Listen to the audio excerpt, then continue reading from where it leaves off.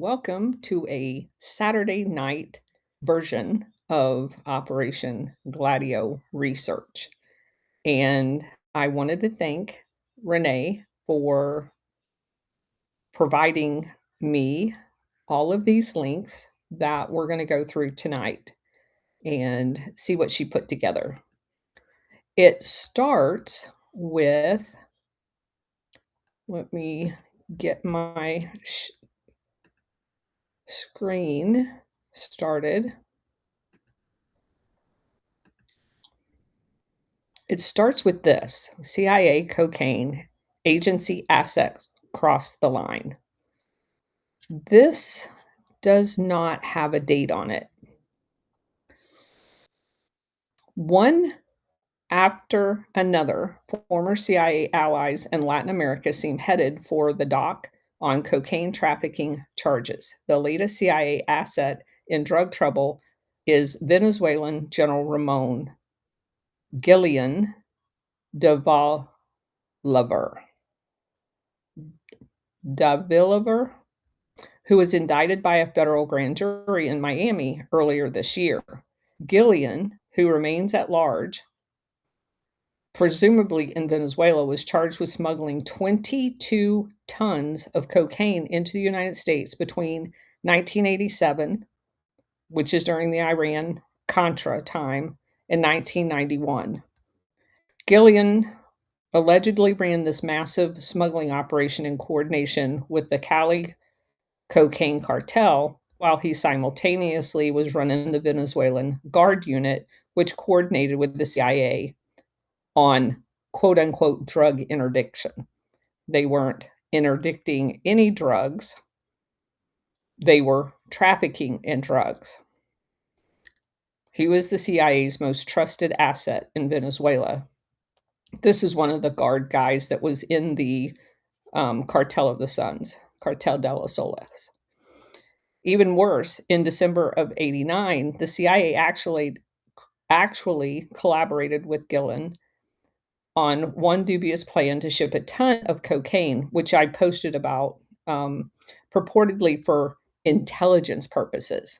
It was part of the supposed plan to catch drug traffickers. When the DEA country attaché for Venezuela objected to this scheme, the CIA went over the attaché's head and appealed to Washington. DEA headquarters also said no, but that was an answer the CIA would not accept. A federal statute forbids the government's importation of illicit drugs for controlled crime-fighting purposes without DEA approval, but CIA officers authorized the cocaine shipment to go ahead. The agency's decision apparently fit the spies agency's certainty that in areas of national security, it always knows best. In an internal government report on the case, DEA Special Agent James Kibble wrote that vital information was not forwarded to the DEA or was withheld for unknown reasons. In the Gillen case, however, the CIA's heavy-handed actions exploded 3 years later as a public relations embarrassment when 60 Minutes broadcast a report on the illegal shipment of the 1 ton, not the 20-some tons, but just this one. The story also led the CIA to make a rare admission of error. CIA headquarters admitted to poor judgment and management on the part of several CIA officers. One agent resigned.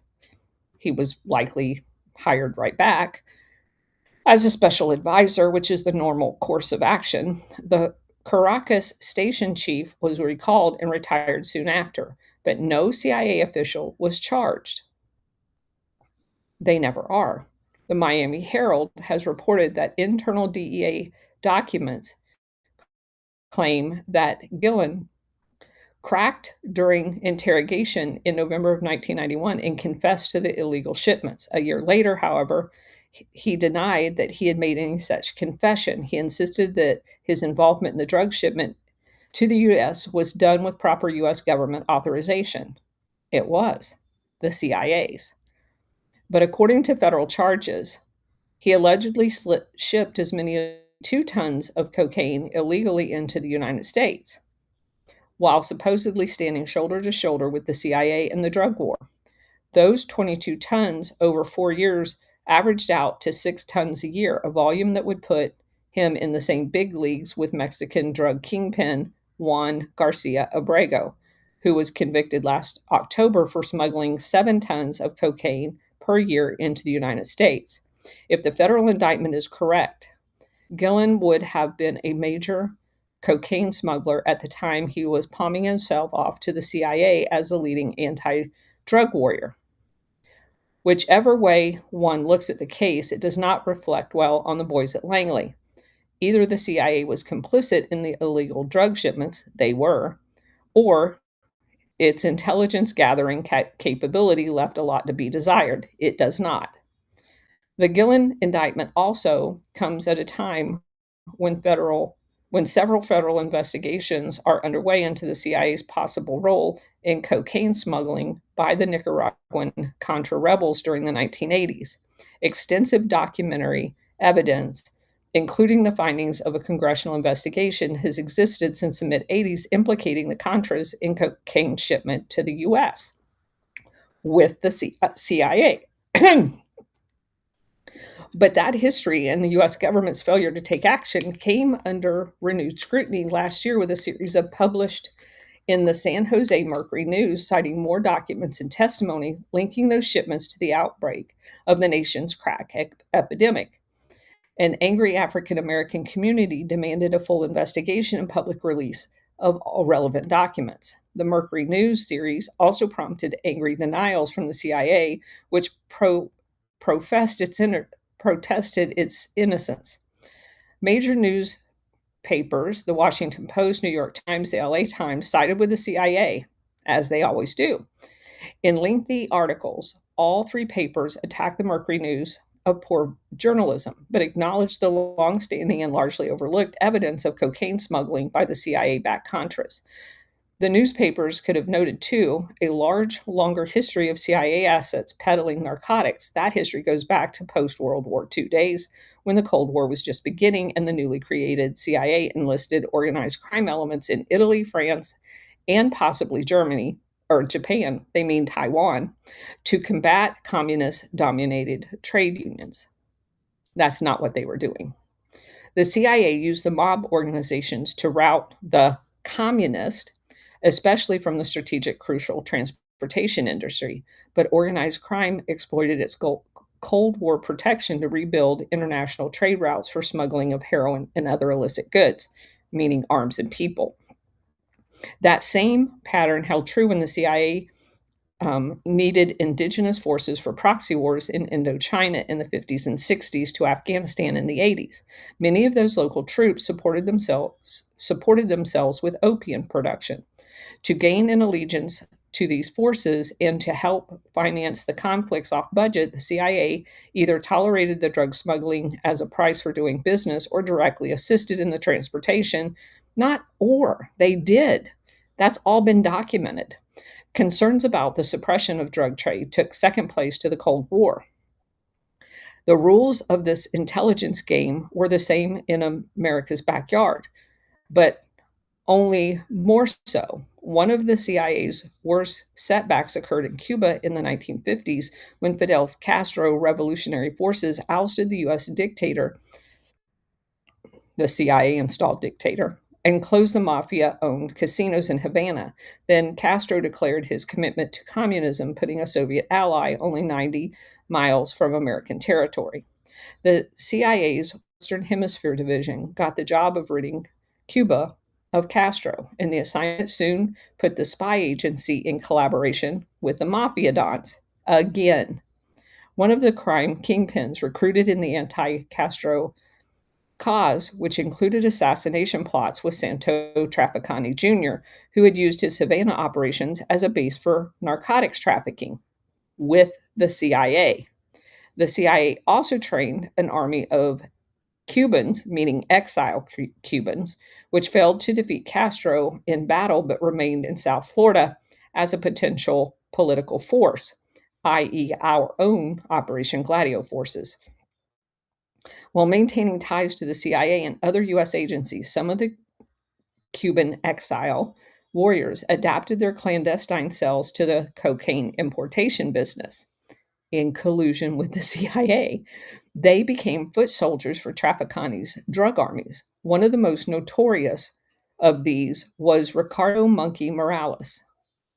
Na, Na, Navarrete, who had been trained by the CIA as a paratrooper and demolitions expert and fought in a U.S. government covert operation in the Congo, i.e., the overthrow of Lumumba, as well as in Cuba. In the late 1970s, he also took his skills to Venezuela, where he served as a high ranking officer in the Venezuela's corrupt intelligence agency, known by the acronym DISIP, which, again, like the other intelligence agencies, was a satellite of the CIA. But Morales became a legend in Miami as the prototype of the CIA connected operative who worked part time for the US government as an informant, part time for the mafia as a drug trafficker, and part time as an anti Castro terrorist engaged in violent attacks against civilian and diplomatic Cuban targets. He acts like those are separate employers, but they're not. It's all the same employer, the CIA. Morales parlayed his CIA connections and his on again, off again services, they were never off, as the US government informant to buy himself a measure of protection. No, that's not how any of this works. They label them or hire them as an informant, them protection. They're not doing it themselves. In the 1970s, some of the CIA handlers for the Miami Cuban exiles developed a flexible attitude towards what would be tolerated in exchange for help of these informants. But for Morales, his dangerous game finally caught up with him when he was murdered in Little Havana in 1982. In the 1980s, brought a resurgence of interest in the CIA Latin American division, with the Sandinista victory in Nicaragua against longtime U.S. supported Somoza. Castro had his first allied government in power on the mainland of North America. A new and staunchly anti communist president, Ronald Reagan, wanted the Sandinistas crushed at almost any cost. And again, this guy's focusing this on like Castro's the mastermind behind all of this. It's not. It's US oligarchs that want that land in Nicaragua, in Honduras, and Guatemala. The blunt instrument, which the CIA chose as a ragtag army of former Somoza soldiers who were holed up in Honduras. Already, they had been receiving training from Argentine intelligence, another satellite. This Argentine intelligence, though, was a direct derivative of the Nazis all piled in there in the Galen organization, which again is a satellite of the CIA. They had been running a brutal, dirty war in Argentina. The Argentine military also had helped organize the so called cocaine coup in Bolivia, which had installed drug traffickers to power in the South American nation with the help of the CIA. The Contra Wars proved a magnet, too, for the anti Castro Cubans. They flew into Central America on a mission that combined business and passion, one part anti communism, one part cocaine trafficking. The Colombian drug cartels were also quick to pick up on the value of using the Contra freedom fighters as a cover for transiting cocaine to the United States. Yeah, that was the CIA too. After all, President Reagan had held the Contras as the moral equal to our founding fathers. The US government would be hard pressed to expose the Contras as drug traffickers. In Panama, CIA Director William Casey recruited General Manuel Noriega as a Contra banner. He may have been the best known drug tainted leader who cooperated with the CIA's operations in Nicaragua. He is now in federal prison serving a lengthy sentence for cocaine trafficking. But the little general was not alone. Under the protection of the CIA, local commanders assisted Contra units in drug shipping to Costa Rica and El Salvador, and Belize and everywhere else that we found out. Yet possibly the most important Central America drug way station was Honduras. An impoverished Honduras, members of the High Command and its intelligence arm already saw cocaine trafficking as a very tempting route to riches. The powerful Honduran based trafficker Juan Ramon Mata Ballesteros had financed a military coup in 1978. Then, through most of the 80s, Mata lived in open luxury at a ranch. In the mid 1980s, the US government hired Setco, a Mata connected airline, to fly supplies to the Contra. The hiring occurred despite a DEA report that Setco was formed by an American businessman dealing with Mata and smuggling narcotics to the United States. But the DEA was hampered in its investigation of Mata's operation because the Reagan administration had closed the DEA's office in Honduras in '83. So, with the no regular in-country DEA agents, only the FBI's capture of the 763 pounds of cocaine at a remote airstrip in Florida tipped off law enforcement authorities to the planned military assassination of the Honduran civilian president, General Jose Bose Rosa, a senior officer who had worked with the CIA Contra operation. They're all involved. Was arrested and charged with masterminding the coup, which was to be financed with cocaine profits. After the arrest, White House Oliver North urgently interceded with the Justice Department to gain leniency for the general's assistance in the Contra cause. To the north in Mexico, meanwhile, the DEA was fighting an ever more violent war with the cocaine cartels. In Mexico, in February 1985, star DEA agent Enrique Camarena Salazar was tortured and then murdered by the application of a Phillips head screwdriver to the skull. Mata and several of his Mexican associates were implicated in the murder. Camarena murder finally stirred senior DEA agents to action. In the late 1980s, with the Contra War winding down, the DEA reportedly compiled a list of Honduran officials implicated in the drug trade. The list had the names of officers who had held jobs as defense minister, director of military intelligence, armed forces chief of staff, director of the military school, and the Navy chief of staff. All of those military people, because I've looked into this before, were trained by the United States. Faced with this new pressure, Honduran authorities surrendered Mata. In a raid on Mata's ranch in April of 1988, the U.S. and Honduran law enforcement agents seized the drug kingpin and spirited him off to the U.S. He was convicted in LA on murder and drug trafficking charges. So the Gillen case in Venezuela does not stand alone. Indeed, it might be called part of a pattern of the U.S. of the CIA's shady alliances with Latin and other international drug lords. The spy agency clearly put the war against leftists and communists ahead of the war against cocaine and organized crime. It had nothing to do with communism. It had everything to do with where US oligarchs had decided that they wanted resource control in those countries. The fact that they labeled communism a communist were just convenient, to say the least. Okay, so that's the first article. And what I'm going to do is I want to spend a second. Let me put this back up a little bit. I want to spend a second and pull up set and see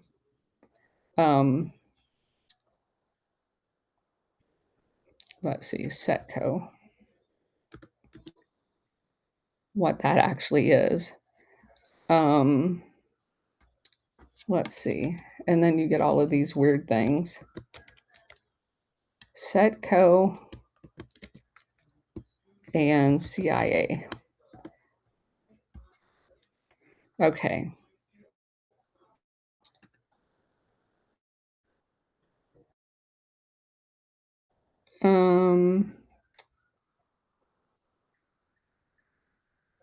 Let's see.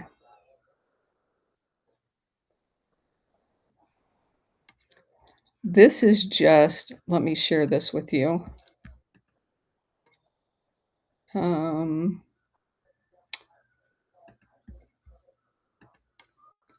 this is, an overview. What drug trafficking allegations was CIA aware of and when involving pilots and companies supporting the Contra program? And this basically gives you a background of how they found out. So this is from the Committee report, which was kind of a fluff over, although it did come up with some very interesting information. But this is the names of all of the aviation companies or other companies that had direct ties to the CIA Contra operation. And Setco is one. We've talked about ocean hunters before. Vortex, the Hondu Carib have come up in some of the books that we've read. Um, but I just wanted you to see. Here's the Stetco one. In 1983, the customs investigation said that it was formed by an American businessman men who were dealing with MATA and smuggling drugs. And it goes on to talk about how it was used by Oliver North. But you notice in here where it doesn't tell you who the businessmen were, that's on purpose. And these are excerpts out of the actual report. And that's how they hide this shit from us. They don't ever want to name the names. So let's go on with the material first that Renee had given to us. So we're going to move on to the next document here. All right, moving on. Let's see. What's the next one? It's got this one right here. Does this elderly pot smuggler deserve to die in prison? In Miami, let's see if we view the original article so we can get a date. This is 2016. Um, Written in the location, it's written by John Smup, however you say his last name, Smoop. One morning in 1977, Antonio Boscara, a swashbuckling Cuban pilot, meaning Cuban exile, who'd once been trained with and that's why these articles are so misleading. When you read these things, you're thinking it's a Cuba pilot, like Castro Cuba, and it's not. It's a Cuban exile pilot who'd once trained with the CIA in an attempt to overthrow Fidel Castro, stopped inside a little Havana jewelry store that served at the crossroads of the city's criminal underworld. The shop owner, a fellow Bay of Pigs exile, was a friend of theirs from their CIA days, whose customers included some of the city's flashiest drug dealers. One of them needed help checking up on boats he used to smuggle weed. The friend thought Boscaro, who'd flown reconnaissance missions for the Cuban Navy, could help. Later, over dinner, the young man, also a Cuban immigrant, but 2 decades younger, invited him to join their operation. Do you have the guts to come with me? Boscaro remembered the man asking. What? That is how Boscara, a former military officer with a sterling service record, drifted into Miami's booming marijuana economy and became a target in America's escalating war on drugs. Arrested in 1980 and convicted of importing more than 600,000 pounds of Colombian marijuana into the southeastern United States, Boscaro has been behind bars ever since. With 36 years of incarceration, he is now one of the longest serving federal inmates doing time on marijuana charges. Everyone was convicted with him, including the man who hired him, went free years ago. The one exception is a former co-defendant who is serving a life sentence for the shooting of two American drug agents in Colombia. Quote, I made a mistake and I'm still paying for it, unquote. Boscaro, 81, said in his interview in a Miami Federal Correction Institute. As the government rethinks laws that fueled an explosion in epic drug sentences, and President Obama offers clemency to hundreds of drug offenders serving long prison sentences, uh, and as marijuana has become a legal crop in some states, the decades old smuggling case, yeah, this isn't growing marijuana for medicinal purposes. It's 600,000 pounds. It's not like he's just on some, you know, packet of weed in his car. The author asks, why is he still in jail? Boscaro's story has gone unnoticed in large part because he does not fit the typical profile of a war on drugs casualty. He was not a street level dealer pulled into a business as a way to feed himself or his family or his drug addiction. He's not an American citizen. But his case is revealing in other ways. It points to a dark period of recent American history when the Cold War bled into a drug war, with Cuban exiles on their side. It recalls the early days of that drug war before the explosion in violent crime and the rise of mandatory minimum sentences, when many politicians and policymakers favored decriminalization of marijuana. And it offers a glimpse into one of the world's key tools in the drug war, persuading inmates to help build cases against other criminals in exchange for shortened sentences, while allowing those who decline such deals, even well behaved prisoners like Boscaro, to grow old behind bars. In other words, you play our game or you stay in jail. Boscaro's one piece of good fortune is that he got busted before federal laws restricted the amount of good time credit inmates could receive. He was sentenced to 60 years, but because he still falls under the old rules, he has earned a 2019 release date, meaning that he will, in the end, serve nearly 40. Boscaro is afraid he won't live that long, but his appeals and requests for leniency have failed in part because his case was too old to be covered under recent reforms. He also has been repeatedly denied clemency. Obama's program, which was commuted more sentences than that of his 11 predecessors combined, turned him down in August without explanation. Boscaro can apply again in a year, but it's hard to imagine a different result. And so he waits, sharing his story with anyone who'll listen. Many, including some of the jailers, are left wondering should an ailing old man who has spent more than 3 decades in prison for a serious but nonviolent crime be allowed to die behind bars. Even the lawman who put him there isn't sure.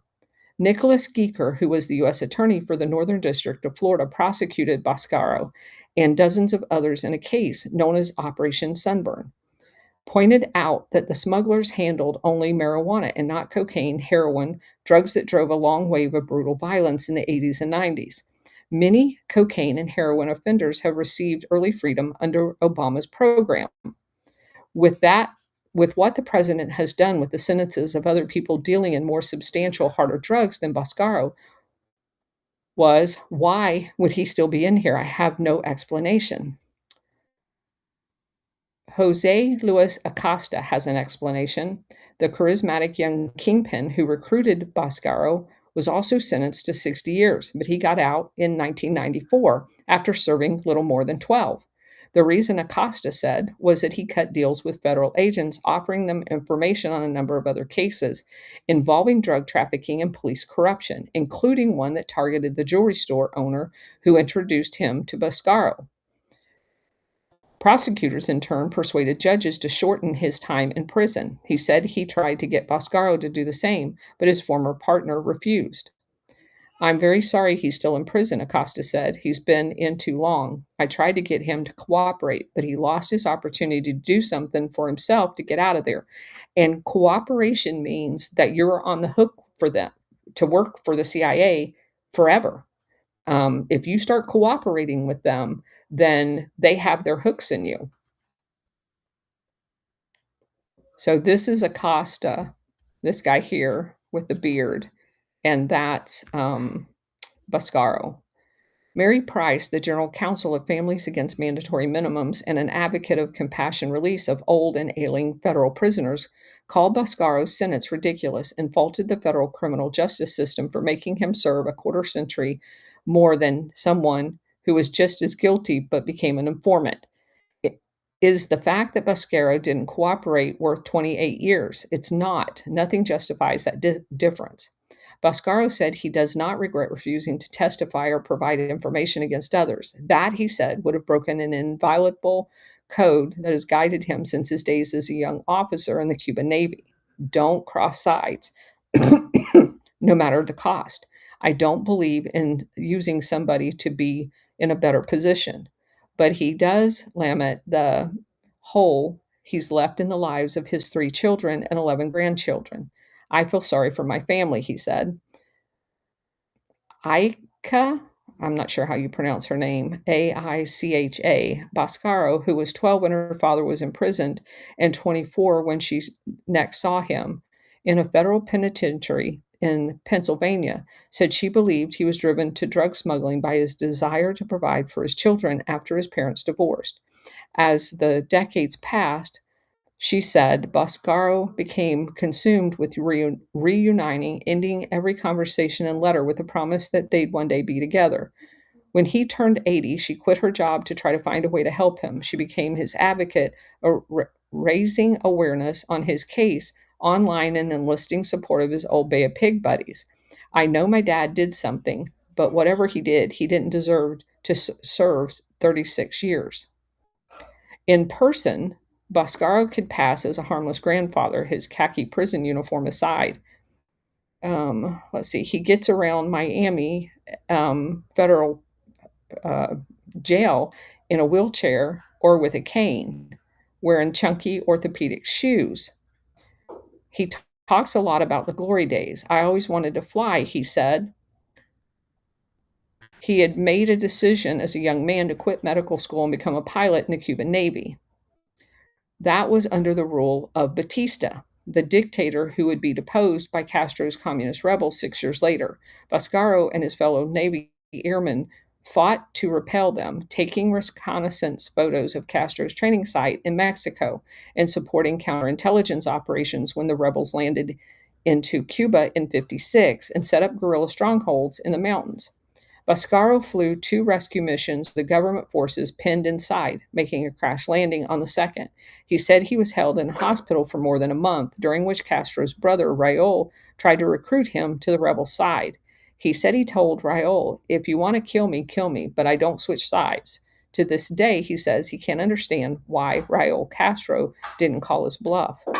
After Fidel Castro took power and Batista fled the country in 1959, Boscaro said he was held in various prisons, but was somehow spared the mass executions of other Batista officials. He said he was mistakenly released and then went into hiding before being granted asylum in Uruguay. He traveled for a few months, eventually coming into contact with the CIA, which was everywhere in Uruguay, which was recruiting former Cuban military members in a clandestine effort to topple Castro. He and the others were brought to Miami. They were processed, paid, and sent to Guatemala for training. He and about 1,400 other recruits were stationed there in April of 1961 when they moved to Nicaragua and launched the Bay of Pigs invasion. It failed in less than 1 day before Boscaro's fighter got off the ground. He and others who remained were sent back to Miami, but instead for waiting for instructions from the CIA, he said he went back to Guatemala, where he had fallen in love with a local woman whose uncle was a top federal government official. They married and he found work, first flying crop dusting planes and later a pilot for tourist companies and wealthy businessmen. His Bay of Pig contacts in Miami invited him to join them for other covert operations, but he declined, telling them that to let him know if they ever planned to take back Cuba. He kept in contact with some of them, including Guillermo Tabre, who'd served as the exiles liaison with the CIA and was now the owner of a thriving little Havana jewelry store. In 77, Miami had become a drug capital in the Western Hemisphere, a hub for smugglers and money launderers. Many drug dealers and city cops shopped at the store. He was later accused of trafficking himself, but the case fell apart when he was revealed as a government paid informant to provide information on former Bay of Pigs veterans who'd gone into the drug business. He was just a government they put him all on their payroll. We know this by now. By then, Boscaro had divorced. He wanted to do more to help his children financially. That is why he said he welcomed the introduction to Acosta, who was looking for a pilot to help keep tabs on his fleet of vessels and help scout places to offload bales of marijuana on the Florida coast. The prospect gave him a thrill that he hadn't had in years. In some parts of Florida, marijuana smuggling, which was largely free of violence, had become a way of life, turning fishermen, pilots, and truckers into wealthy outlaws. This goes back to the Syntap book that I was reading, where they were bringing in just ship after ship. They would have five off the coast waiting to come in, and they offloaded them at very wealthy people's private docks. It was enriching bankers and local law enforcement authorities who chose to look the other way. Boscaro was among several Bay of Pigs veterans who found their past experience as clandestine operatives useful. It was exciting, he said. I wasn't fighting in a war, but it was something similar. The money was also good, about $30,000 for a few hours of work. Acosta's operation brought together an assortment of players that included Columbia suppliers, Cuban exiles, rural haulers, corrupt lawyers, and suntan lotion distributor. Boscaro says he never actually touched any of the marijuana, strictly sticking mainly to logistics and occasionally observing the unloading of shipments. He estimated he made between 750,000 to $1 million over 2 years. He and Acosta became close, like father and son, and Boscaro persuaded the younger man to move to Guatemala, where they started legitimate side businesses together. Boscaro bought a ranch in Guatemala and a home in Miami, where he brought his children during school vacations. He partied too, but generally tried to avoid outlandish behavior. He said he liked good food and good women. Authorities got tipped to Acosta's organization in 1978. And again, this is Syntac. He is one of the guys in the Syntac that was I can't remember the actual marijuana kingpin that they took down, but remember that it was let's see. Anyway, this is talking about. And then he goes on to say, after one of the shrimp boats it used to ferry loads into the Gulf of Mexico ran aground. The shrimp boats again. Investigators tapped the smugglers' phones and tracked their shipments to Florida and Georgia.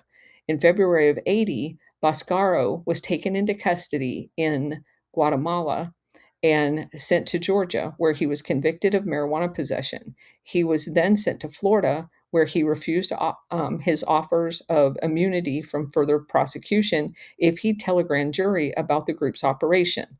Other members did. However, Boscaro, Acosta, and several others were convicted of operating a massive criminal enterprise.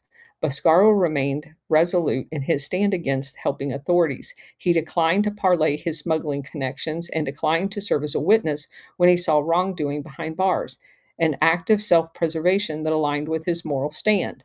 Gradually, his former co defendants started getting released after serving fractions of their sentence, which included another Bay of Pigs exile who had been sentenced to 40 years but escaped while on furlough, helping U.S. agents ensnare Cuban officials suspected of trafficking cocaine. He was recaptured 4 years later and then was released in 2002. Boscaro focused on less compromising routes out of prison. He amassed good behavior credit and tried repeatedly to appeal the length of his sentence.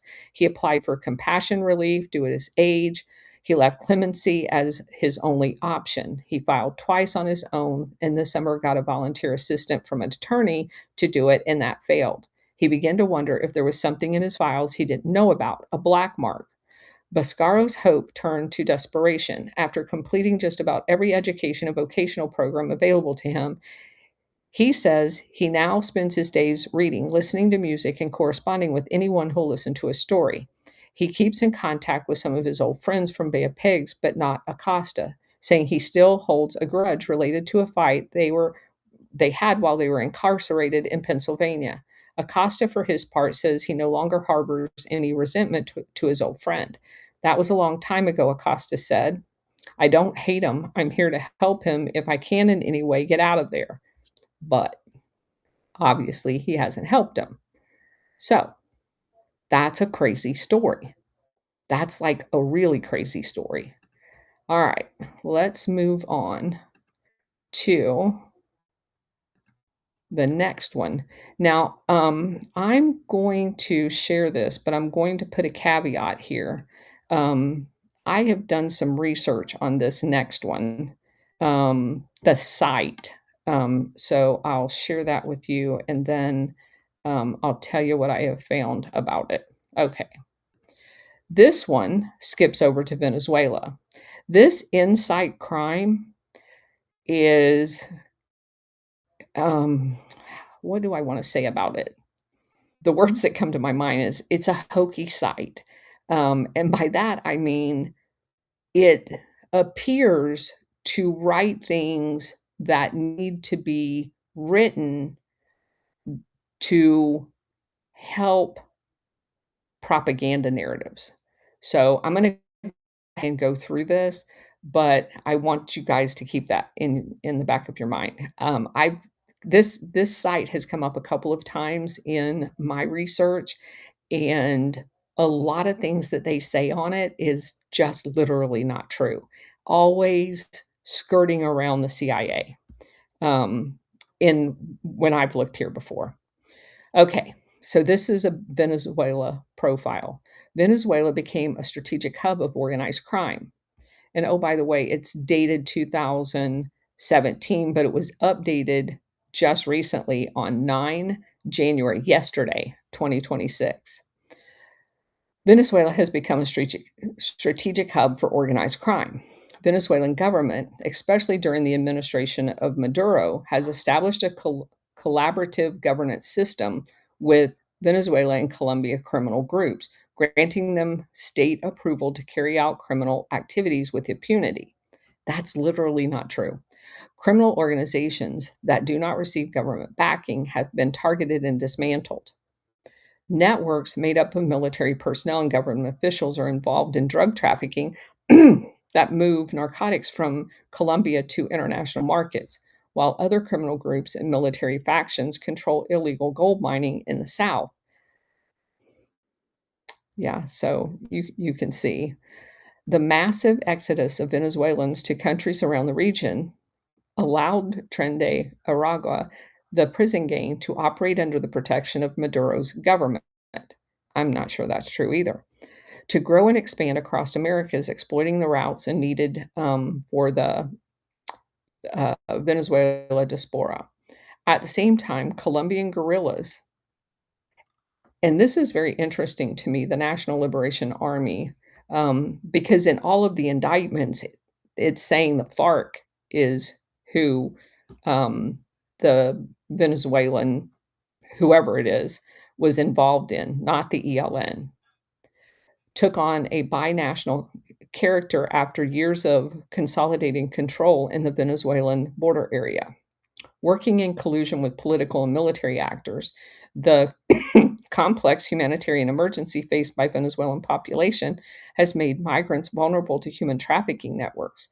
Inside the country, widespread extortion by criminal gangs has affected entire communities. And then it talks about the geography of it. We've talked about this, about the border that they share, drug trafficking, because that's why the CIA was there. Um, the history. Venezuela coasts have historically attracted organized crime, serving as routes for smuggling alcohol, tobacco, precious metals, and other illicit goods. During the 20th century, the country's dictatorships contributed to rising inequality and fueled emergence of violent guerrilla movements in the 1960s when the CIA was there. These groups later disbanded and disarmed following peace deals with the US with the government. That's not true. The Italian Costa Nostra clans were among the first foreign organized crime groups to establish a presence in Venezuela. Now, the Costa Nostra's Italian gang, that's the family that was taken down in 2019 that I've talked to you guys a lot about. That during Trump's first administration. This is the one where they, one night went out and arrested like 400 of these people throughout the country of Italy and took them to a secret court place that had been constructed over the 2 years prior to that and had their trials in the secluded place so that they could protect all of the people and they didn't get knocked off like it happened during the years of lead. That was all done in 2019, which is weird that this article doesn't mention it. Because it was obviously updated since then. Um, Taking advantage of post-World War II migration. In the 80s and 90s, members of the Contera and Caruna families found lucrative opportunities of trafficking cocaine and heroin from Colombia to Europe. Yeah, it wasn't heroin, it was cocaine. As Colombian drug shipments came under increasing scrutiny, Venezuela emerged as an alternative route under the CIA. This, combined with the mass migration of Colombians fleeing armed conflict in Venezuela's economic downturn, accelerated the expansion of the drug trade. Again, you see there's no mention of CIA. The CIA's participation in Venezuela during this time is well known. It's like we just saw that was in a 60 Minutes video. It's well known, but no mention of it here anywhere. Both active and retired members of the Venezuela security forces have historically participated in drug trafficking. Multiple high ranking officers were arrested in the 80s with cocaine shipments bound to Florida, exposing longstanding state involvement. Prominent political and even religious figures were implicated in drug and cocaine trafficking cases during this period. Over time, drug trafficking in Venezuela evolved into a systematic phenomenon that fueled the corruption networks that would later form the cartel of the Suns, a web of military officers profiting from drug smuggling. Any mention here of it being on those two generals on the CIA payroll? No. Under the presidency of Hugo Chavez, who took office in 99, trafficking groups further consolidated their operations in Venezuela. The rupture in relations with U.S. law enforcement and DEA, who had been running the drug cartels, ended years of international anti narcotics cooperation. No, it ended years of international narcotics cooperation, not anti narcotics, because they were facilitating it, not trying to get away from it. Simultaneously, elements of the National Guard and Army shifted from accepting bribes to handling drug storage and transports. Yeah, no, that the National Guards were actively participating in it. In the late 2010s, international agencies warned the increasing volume of cocaine were moving through Venezuela, a case that elevated Venezuela's profile as a drug transit when 2013 seizure of 1.4 tons of cocaine on Air France flight departing from the nation's main airport. And this is where we get into them dealing with the FARC. And keep in mind, in Colombia, the FARC is the resistance to the government. They're the people who saw that their government was corrupted and being ran by the CIA that formed a resistance. And they knew that the US corporations were down there buying off all the politicians and were in bed with all of the rich elite, suppressing the people. And that's basically what gave birth to the FARC. The FARC has, and I explained to you this a while back, the FARC's not good, but they're the lesser of the two evils in Venezuela, and they have such a minor part. I did the math in one post recently of the actual drug network in Colombia of exporting drugs. And the whole basis of the indictment against Maduro is that he was dealing with the FARC, which, if anybody understands the dynamics down there, it was like literally ridiculous. You have 90% of the cocaine coming out of Colombia, and you've got this little slice of the pie over here that possibly is going through Venezuela, as opposed to the entire rest of the pie going out of Colombia, and we're gonna focus on this part over here. It's just, like, blows my mind. Alright, it goes on to say that Chavez viewed Colombia's rebels as allies, famously stating that the FARC was not the enemy of Venezuela while cracking down on right-wing paramilitary in Western, Venezuela. And by right-wing paramilitary, they're talking about CIA stay-behinds. Venezuela, the government provided guerrilla fighters with safe conduct, weapons, and munitions. Both Chavez and Maduro, who took office in 2013 after Chavez's death, made decisions that compromised national security and laid the groundwork for organized crime to flourish. Now, I find this hilarious that this guy sitting in America is telling Maduro what compromises Maduro's national security. Um, it may have been the least of two evils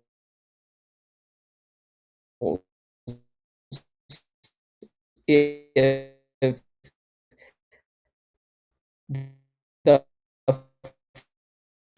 FARC is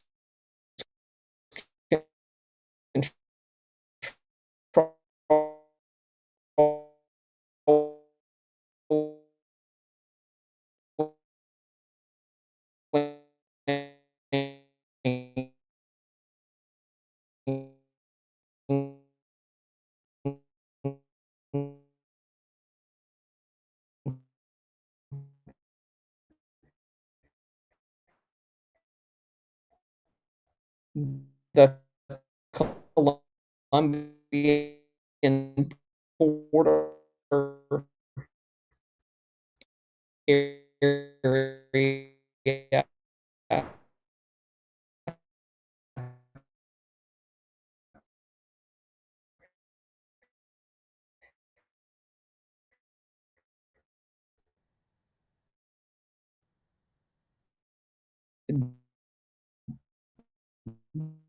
Doing business with the FARC was probably good for Maduro to keep all of the rest of the bad.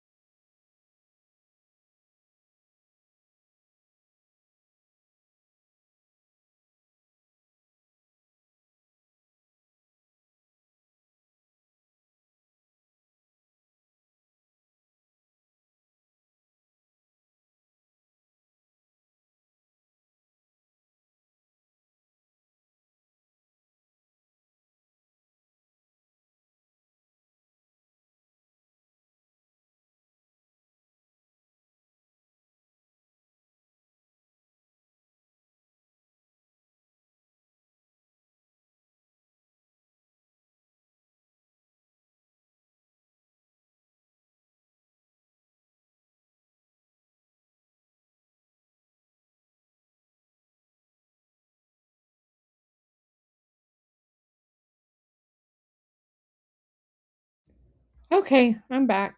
My computer died, so I had to start up a new one. So let me run back over to Twitter. We were done with that article anyway, and get the rest of them that Renee had sent. Oh, good gosh.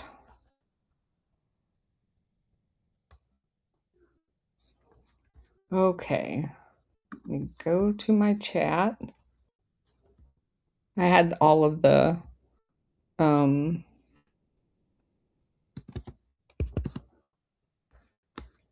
tabs open already so I could be prepared. So now I got to go find them. Okay. Let's see. There's Renee. All right. Let's go back up here and find my links. Sorry about that, guys. Guess I'm going to have to stop doing videos on that one. All right. So we did that one. We did that one. All right. So here's the next thing that she had sent me. Let's go over there.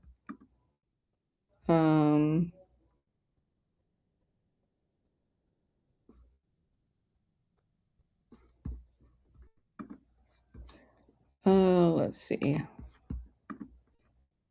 This is the mafia clan that was mentioned in that article.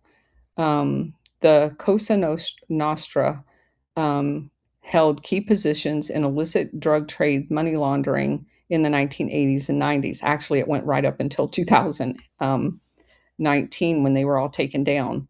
The Italian press baptized the clan the Rothschilds of the mafia, the bankers of the Cosa Nostra.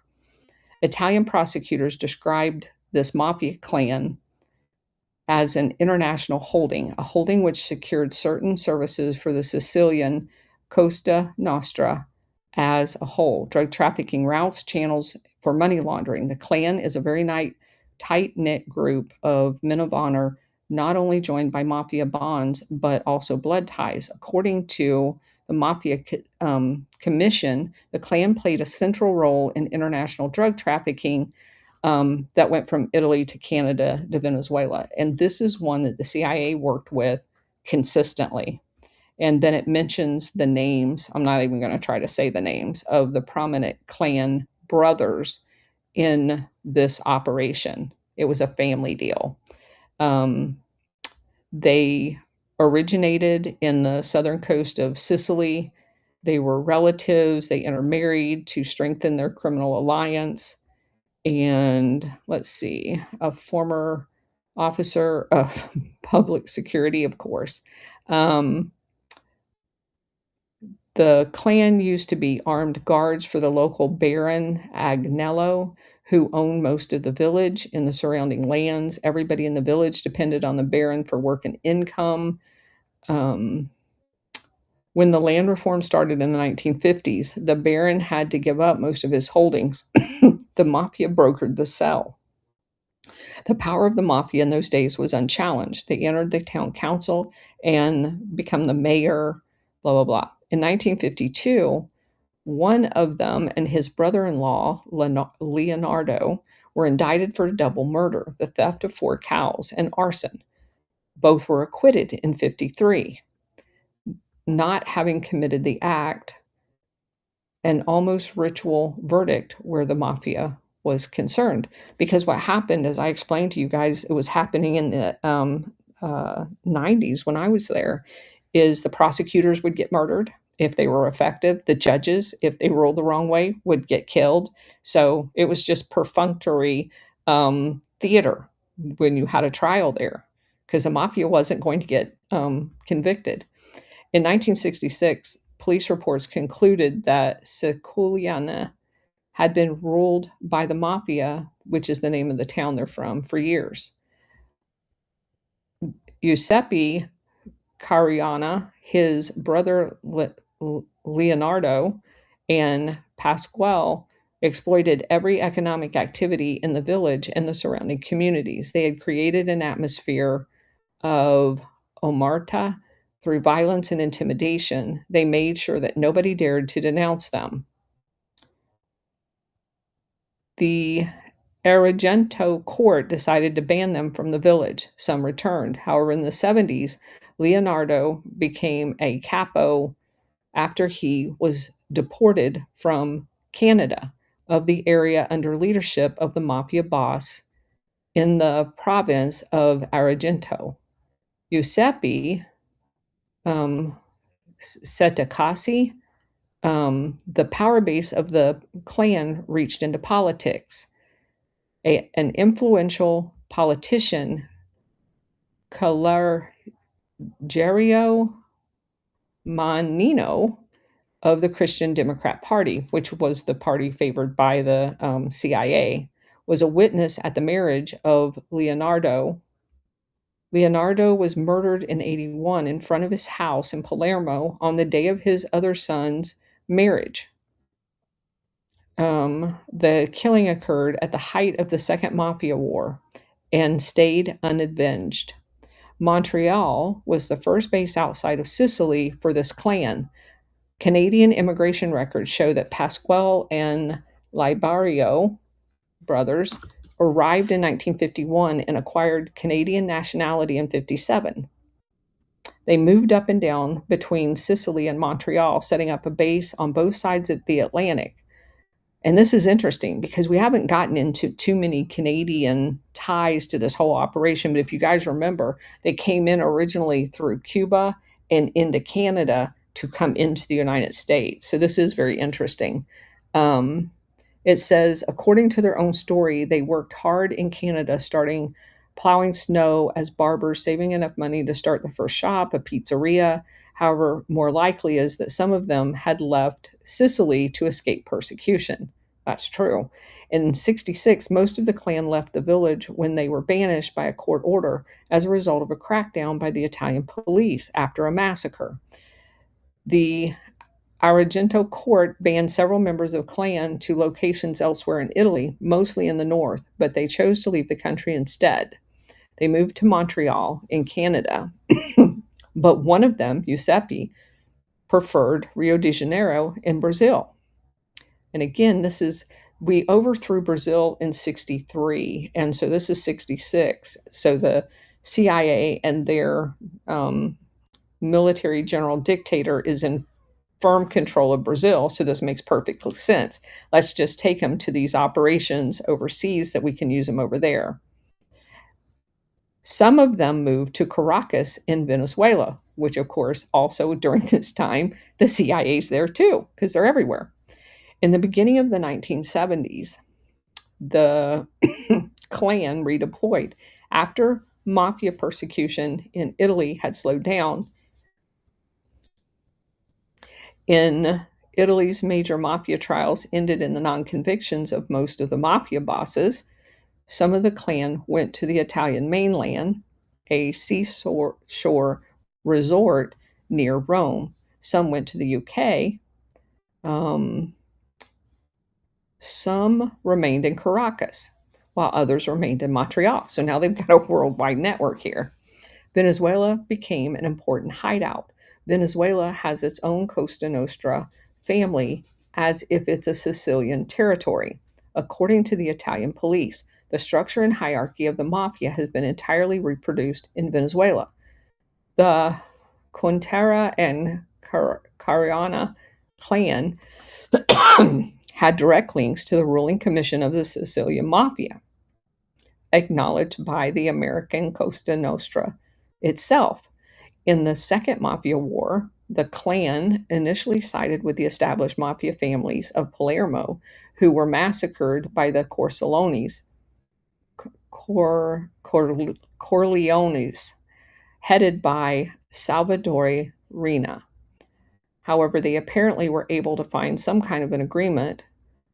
The families were necessary and irreplaceable for every other mafia family, according to the police. The clan almost certainly was involved in the heroin trafficking networks in the 50s. Oh, yes, they were. Their names appeared in investigations of famous cases like the French Connection, and in the 70s in the Pizza Connection in the 1980s. Several intertwining Sicilian networks were running heroin in the United States. They had the same source, suppliers in the Corsican underworld, and their high-quality laboratories initially.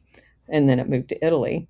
Um, the repression caused by the Ciacoli massacres disarranged the Sicilian heroin trade to the United States. Mafiosa were banned, arrested, and incarcerated. Control over the drug fell into the hands of a few fugitives.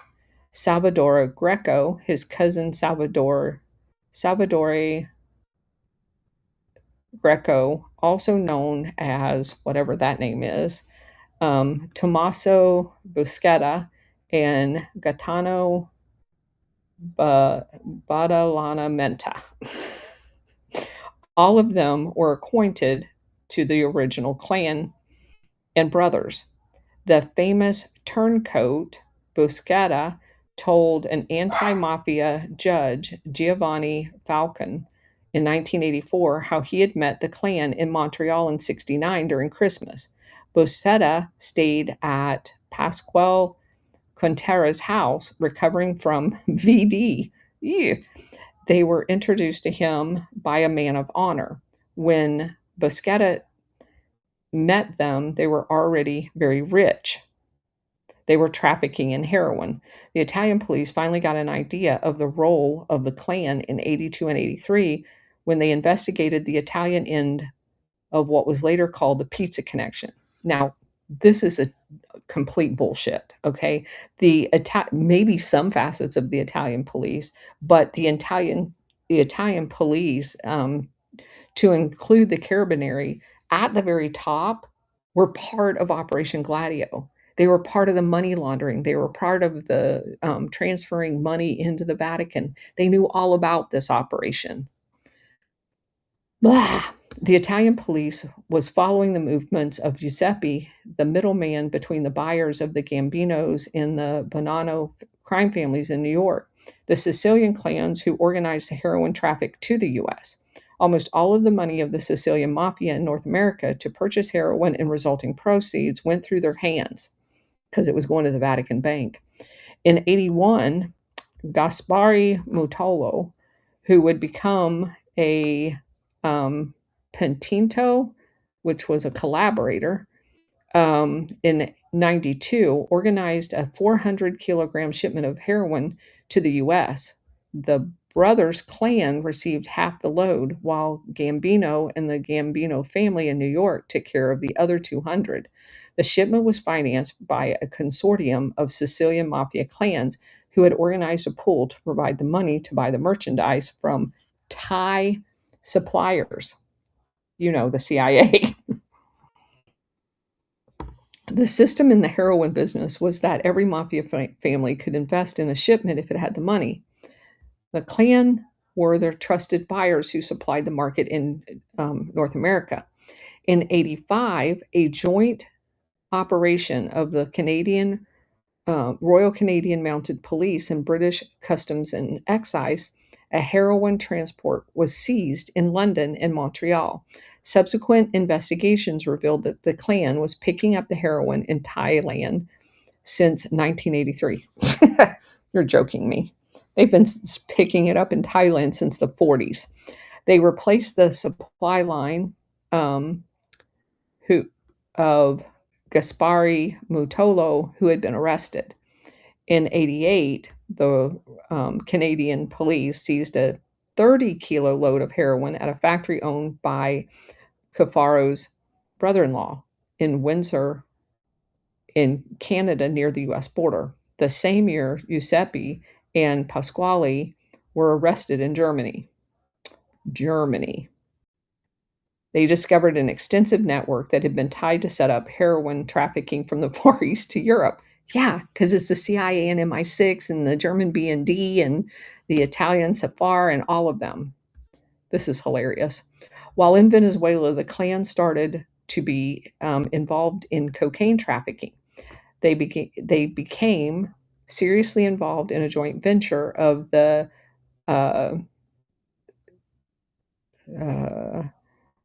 Nostradata family, and needed Cariana to supply them. He organized a network that smuggled 11 metric tons of cocaine to Italy in 91 through 94. That's interesting. That's while I was there. Cariana brought together the cocaine suppliers of the Cali cartel and the Italian distributors of the Denostrata in Calabria. And if you look at where Calabria is, this is hilarious because I don't know if you guys can see this on the map, but my base was right over here. We were in southern Italy. I used to drive through there every time I went to Sicily because Sicily is right down here off the coast of the toe. That's hilarious. The pipeline fell apart when the Italian police seized almost 6,000 kilos of cocaine, a European record, in March of 94 near Turin. A year later, the Turin prosecutor office presented the indictment. The investigation was codenamed Operation Cardigan. The operation neutralized the most important supply line of narcotics to Europe, so they claim. Um, the family was labeled as the flywheel of the drug trade, an indispensable link between suppliers and distributors. The Carianas moved the cocaine pipeline towards Canada, where the family took care of the wholesale distribution with the consent of Vito Risotto, which was Montreal's Teflon Don, an Italian Canadian crime boss. Huh, in Montreal, Quebec. The leader of the Costa Nostra, who came from the same region in Sicily. Arrests and convictions. I don't know that we need to go through all of this, but obviously, Renee's point is that there were, during the time the CIA was in control of Venezuela, they even had their own mafia family there, which is hilarious. All right, going back, let's go to the next link. She mentions that they had moved. Yeah, she just cut that piece out. All right. So then she brings me to this next piece. And let me stop sharing this one.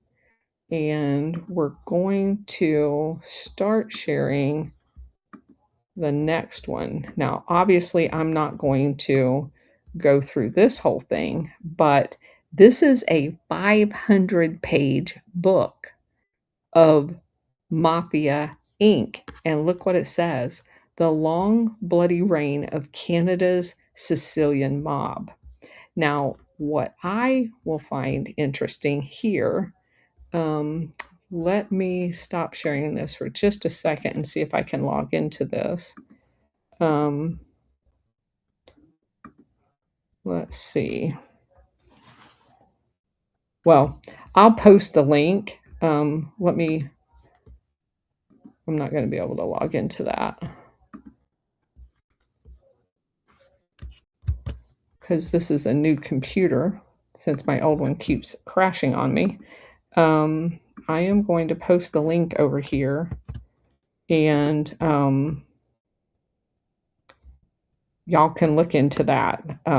It'll be interesting to search. I don't know if Renee's already done it.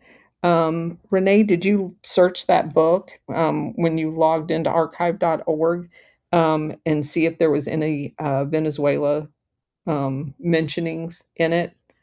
I think that would be very interesting. Let me see. I already am logged in on my phone. I'll see if I can do it real quick here.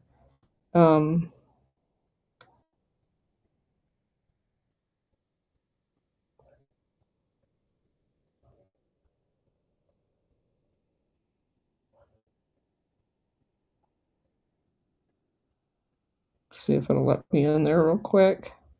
Yep. Let's see.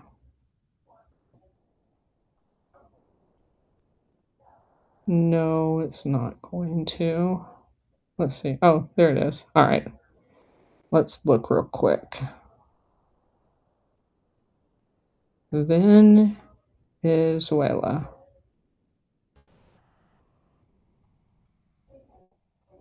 Oh, yes, there are. All right, let me go back over here real quick.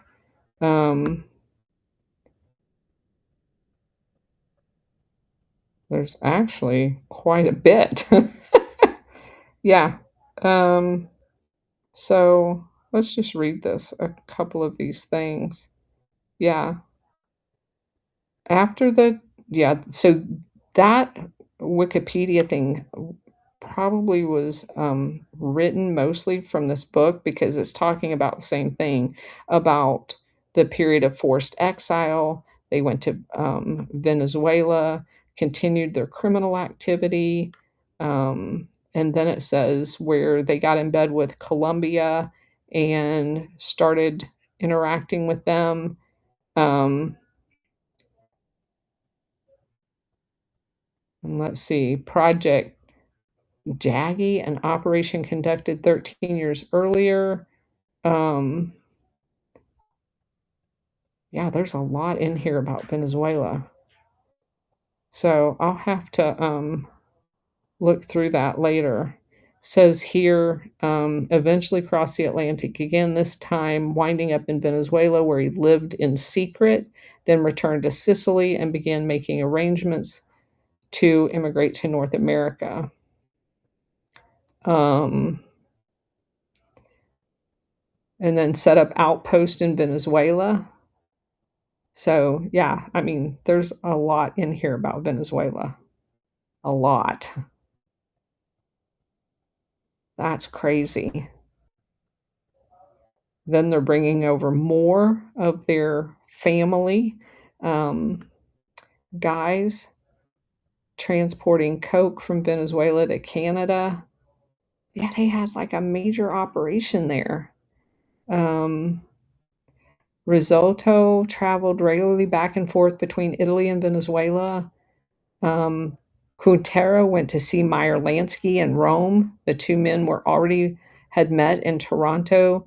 This time he solicited Lansky's counsel on laundering the profits from the drug connection he had set up in South America.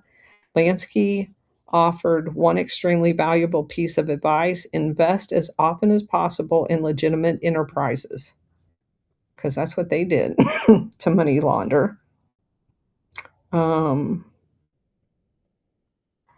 One of them was tipped off by Interpol that Italian authorities learned that the men were suspected of crimes in Venezuela, including arson and drug trafficking, and that they were going to get deported.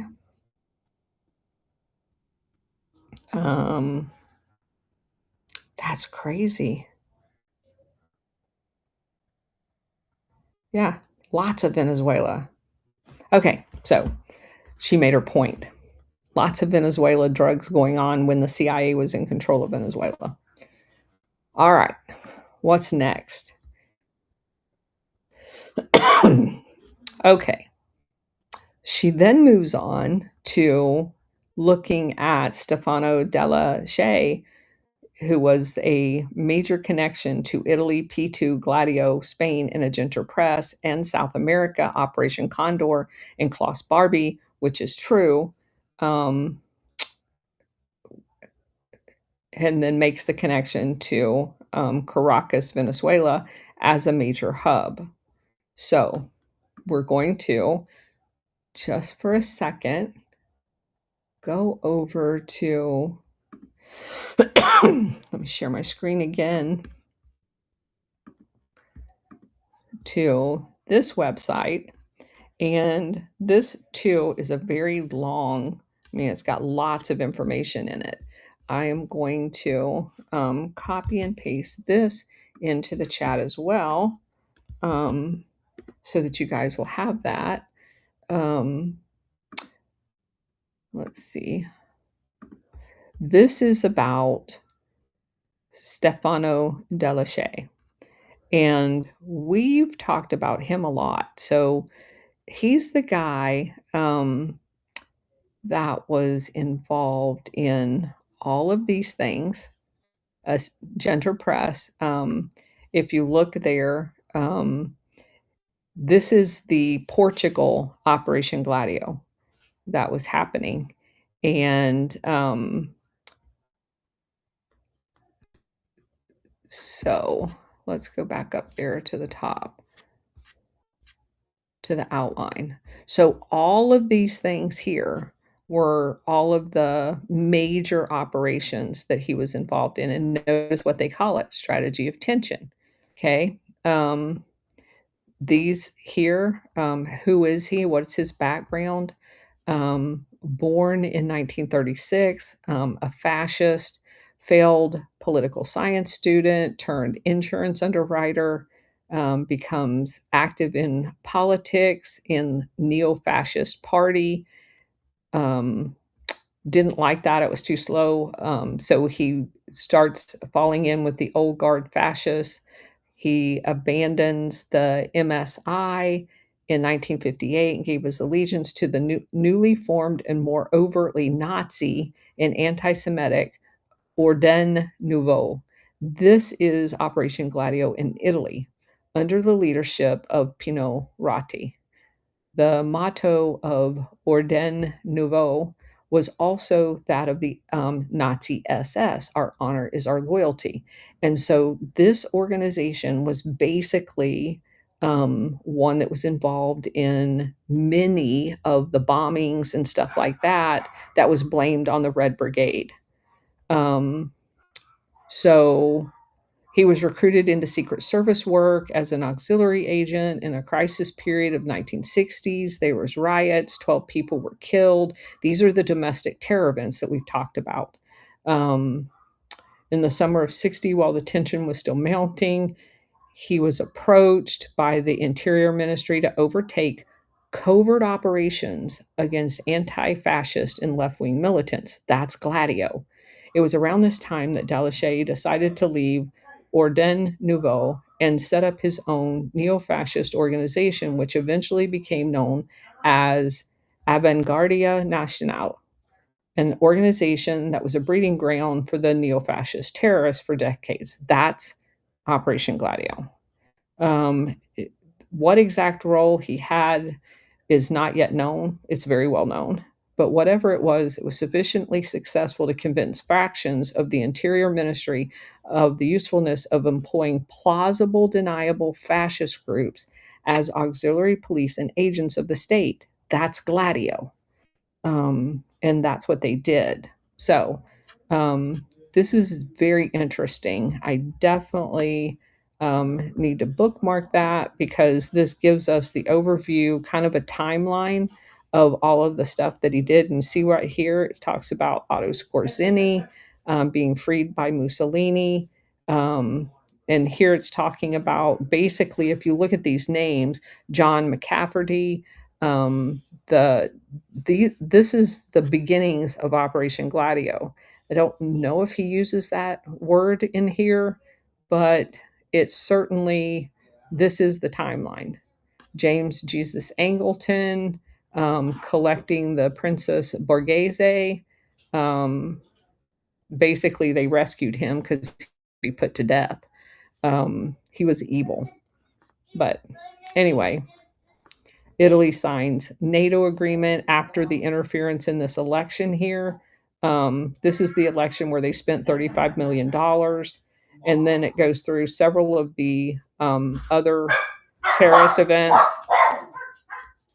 um, the man and his crimes, and then it just goes through all of the narrative. This was an excellent find, Renee. I'd never seen this before, and thank you for sharing that with us. That's awesome.